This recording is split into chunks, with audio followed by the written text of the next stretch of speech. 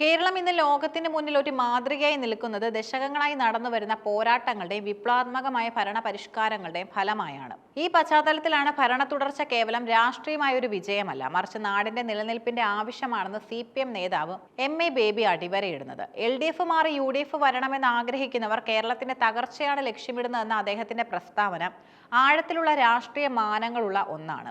കേരളത്തിൽ ഭരണമാറ്റം ഉണ്ടാകണമെന്ന് വാദിക്കുന്നവരുടെ യഥാർത്ഥ ലക്ഷ്യം സംസ്ഥാനത്തെ അഴിമതിയും വർഗീയതയും നിറഞ്ഞ പഴയ കാലത്തേക്ക് മടക്കിക്കൊണ്ടു പോവുക എന്നതാണ്. MA ബേബി ആരോപിക്കുന്നു. കഴിഞ്ഞ 10 വർഷത്തിനിടയിൽ കേരളം കൈവരിച്ച നേട്ടങ്ങൾ നിസ്സാരമല്ല.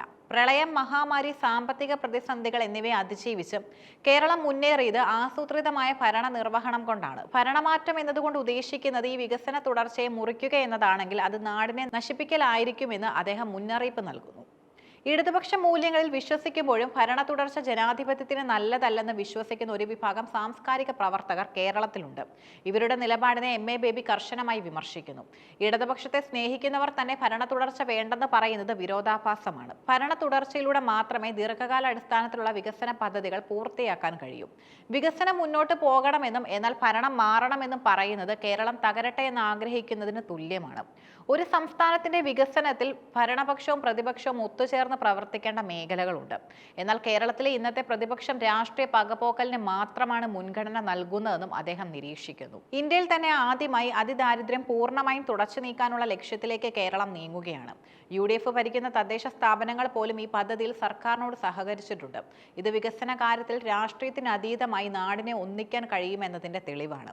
തദ്ദേശ സ്ഥാപനങ്ങൾ കാണിക്കുന്ന ഈ പക്വത പ്രതിപക്ഷ നേതാവ് VD സതീശൻ കാണിക്കുന്നുണ്ടോ എന്നാണ് MA ബേബി ചോദിക്കുന്നത്. സത്യവിരുദ്ധമായ ആരോപണങ്ങൾ ഉന്നയിക്കുന്നതിനും വികസന ചർച്ചകളിൽ നിന്ന് വിട്ടുനിൽക്കുന്നതിനും പകരം നാടിന്റെ വളർച്ചയ്ക്കായി സഹകരിക്കുകയാണ് പ്രതിപക്ഷം ചെയ്യേണ്ടത്. കേരളത്തിലെ മാധ്യമങ്ങൾക്കെതിരെയും അദ്ദേഹം രൂക്ഷമായ വിമർശനം ഉന്നയിച്ചു. സർക്കാരിനെതിരെ തെറ്റായ വാർത്തകൾ സൃഷ്ടിക്കാനും ജനങ്ങളെ വഴിതിരിച്ചു വിടാനും ചില മാധ്യമങ്ങൾ ശ്രമിക്കുന്നു. ഒരു വിഭാഗം മാധ്യമങ്ങൾ നുണകൾ ഉൽപ്പാദിപ്പിക്കുന്ന ഫാക്ടറികളായി മാറിയിരിക്കുകയാണെന്നും ഒറ്റപ്പെട്ട സംഭവങ്ങളെ സാമാന്യവൽക്കരിച്ച് സർക്കാരിന്റെ മുഖം വികൃതമാക്കാനാണ് ഇവർ ശ്രമിക്കുന്നതെന്നും അദ്ദേഹം ആരോപിച്ചു. ഇന്നത്തെ കേരളം എന്നത് ഒരു യാദൃച്ഛികതയല്ല, അത് പതിറ്റാണ്ടുകൾ നീണ്ട രക്തസാക്ഷിത്വങ്ങളുടെയും ത്യാഗങ്ങളുടെയും ഫലമാണ്.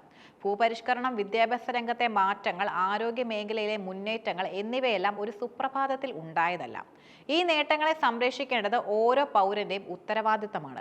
വികസന പ്രവർത്തനങ്ങളിൽ ആരോഗ്യകരമായ വിമർശനങ്ങൾ സ്വാഗതം ചെയ്യപ്പെടുമ്പോൾ തന്നെ നാടിന്റെ അടിസ്ഥാനപരമായ വളർച്ചയെ തടയുന്ന തരത്തിലുള്ള ഇടപെടലുകൾ ആരുടെ ഭാഗത്തു നിന്നും ഉണ്ടാകാൻ പാടില്ല. കേന്ദ്ര സർക്കാർ നടപ്പിലാക്കുന്ന നവലിബറൽ നയങ്ങൾക്കെതിരെ ജനപക്ഷത്ത് നിന്നുകൊണ്ടുള്ള ബദലുകൾ സൃഷ്ടിക്കാൻ കേരളത്തിലെ LDF സർക്കാരിന് കഴിയുന്നുണ്ട്.